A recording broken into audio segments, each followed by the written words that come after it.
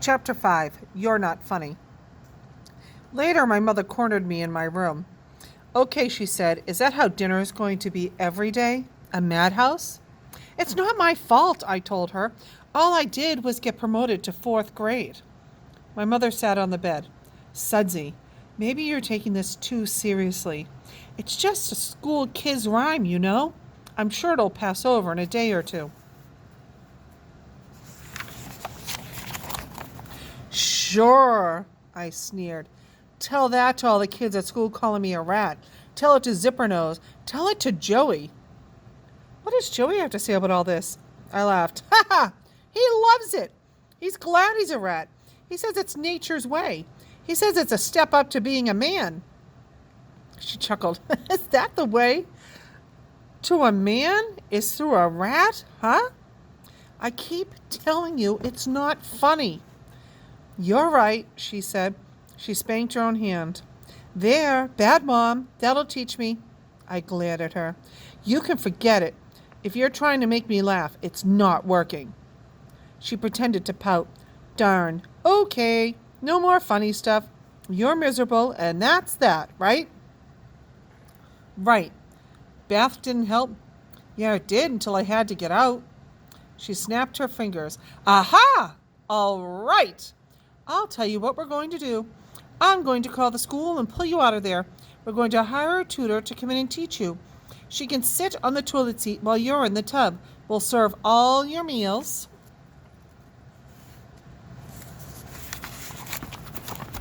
There, after a couple of months, you should be shriveled down to the size of, a frog. I pointed to the door. Mom, out. Or maybe we could put wheels on the bathtub and roll you off to school each day. We could. Mom! She shut up. She stood. She was biting her lip to keep from cracking up at her own hilarious self. She took a deep breath. She put her hand on my shoulder. Tell you what, there's more than one way to become a man. What's that? I said. Go sweep the sidewalk. You'll be a man in no time. She looked at me. I looked at her. Joey's voice hissed in my ear. Say no to your mom. Joey's voice was no match for my mother's look. I got the broom. I swept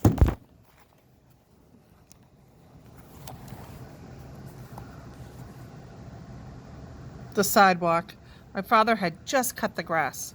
He was putting the mower back in the garage. His weights were in the corner. They were covered with dust. Dad, I said, do you still lift your weights? Haven't for a couple of years now, he said. I'm saving them for you and Bubba. Did they help you become a man? He looked at them. I don't know. I guess they helped me look like one. Can I see your muscle? He wheeled the mower into its place. He laughed. You haven't asked me that in a long time. You used to ask me that every day. I lifted his arm to get him started. Well, come on, let me see.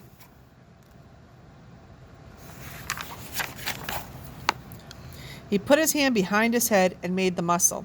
It looked like a baseball in there, or even a softball. Make it bounce, I told him. He made it bounce. I reached up and touched it. It was smooth and round and hard like wood. Pull me up, I said, like you used to. He lowered his arm a little. I don't know if I still can. You're not such a shrimp anymore, you know. I grabbed on with both hands. Hoist away! His arm started to crank up. His legs got straight. When I was on my tiptoes, then I was off the ground. I hung in there for a couple of seconds. Then he let me down. We went back out. He closed the garage door. I asked him if he used to take a lunchbox to school when he was in 4th grade.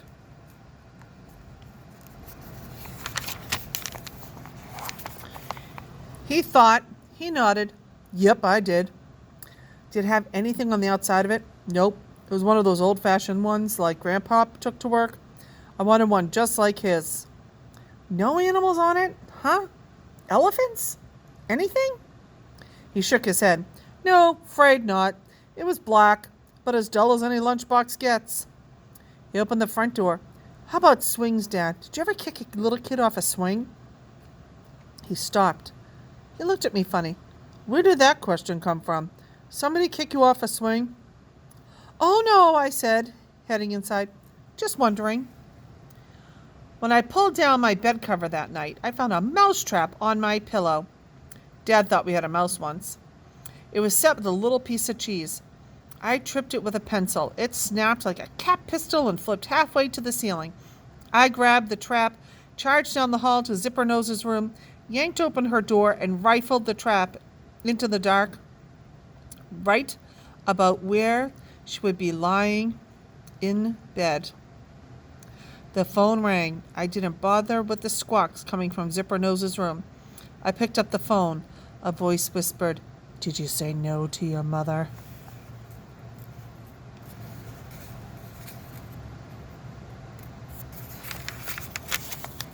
Chapter 6. Joey becomes a man. Nothing much changed during the next couple of days. First graders called fourth graders rats. Fourth graders bared their front teeth and snarled. First graders ran away squealing.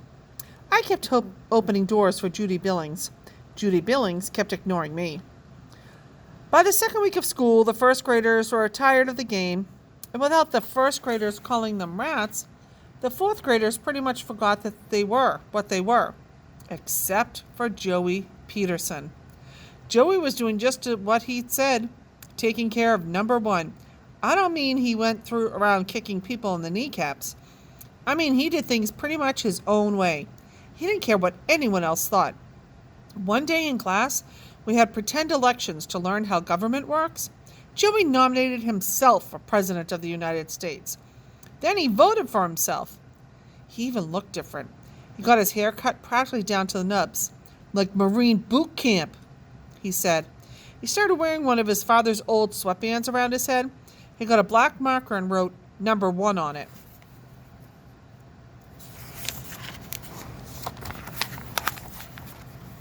Joey was on his way to becoming a man.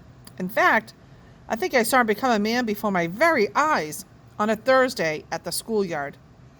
It was after lunch. We were just cruising around when a bee started flying near us. I hate bees, as much as I hate spiders. So I took off, flapping my hands. I heard Joey call, "Suds, look." I turned. "What? Look?" He was holding out his arm. I couldn't see anything. "Look at what?" He was keeping very still, staring at his arm. "Come closer." I came closer, and I saw. The bee was on his arm, crawling up and down. Gave me the shakes to watch. "Swat him," I whispered. He just kept staring at the bee. By now, other kids were coming over, gawking. One of them was Gerald Willis, the school thug. When Willis saw what was happening, he snuck up behind Joey and knocked Joey's arm from underneath. Joey's arm jerked up and the bee took off. But not for long. The bee made a U-turn and came right back and, zap, stung Joey right in his arm. Kids shrieked. I think a couple of little ones fainted. Everybody rushed forward. A bee sting. Next to a car door slamming on your hand, probably the most painful thing in the world. Major agony.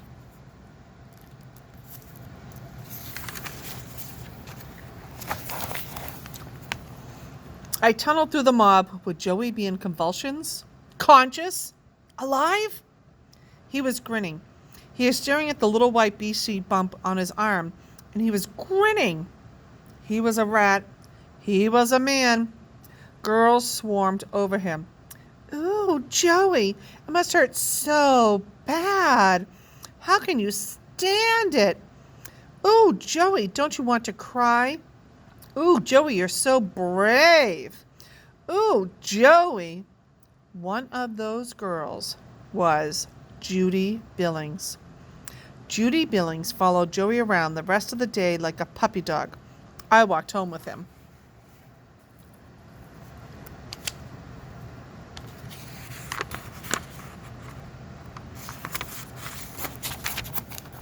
But so did she. And it was like I wasn't even there. "Joey, can I see it?" For the millionth time. "Oh, it gives me the shivers." "It's not even visible." "Weren't you scared? I heard people can die from bee stings." "Hey, look at me. I'm the one dying around here." "You think we'd ought to go to the emergency ward?" "Barf." "Can I see it one more time?" "Scream." Of course, she couldn't just look at it with her eyes. She had to look at it with her hands, too. I guess she had little eyeballs in her fingertips. First, she would touch the invisible sting spot and say, "Does that hurt?" And Joey would say, "No." And then when she would press it and go, "Does that hurt?" And Joey would look all cool and say, "Nah." Of course, that wasn't enough for her. She had to start feeling around the rest of his arm to see if it was swelling up. She said it was. He said it wasn't. So, of course, she had to switch over to his other arm and go feeling around that one to see how it compared. And all of a sudden, it wasn't about a bee sting anymore. "Wow, your muscles are so hard." She didn't even see him clenching his arm. Girls are so dumb about that. "Do you lift weights?" she cooed. "I lift my father's barbells," I said, crossing my fingers.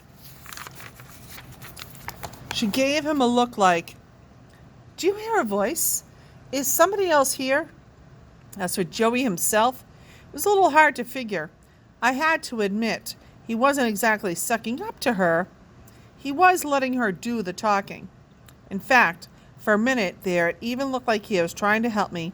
He gave me a little jab and said to her, "Hey, I happen to know another guy that has pretty good muscles too." "Not as good as yours," she cooed. "Oh yeah," he said, "even better than mine. And you know what? I think he really likes you." Her eyes widened. "Really?" "Yeah, really. And I bet you'd like him too." "Maybe I would." She was blushing. I was blushing. Things were looking up. I was feeling good. Joey shot me a quick grin. "Want me to tell you who it is?" My face was burning. "Tell her." "Don't tell her." "Tell her." "Don't tell her." She gave him a shy smile. "You don't have to." "I don't," he said. "No." "How's that?" "Because I already know who it is." I was ready to faint. I wanted to crawl into the nearest car. Joey poked me again. "Yeah? Who do you think it is?" She giggled. She blushed even redder. She looked up and down the street. She cupped her hands and whispered into his ear. When she pulled away, she giggled again. He just gawked at her. She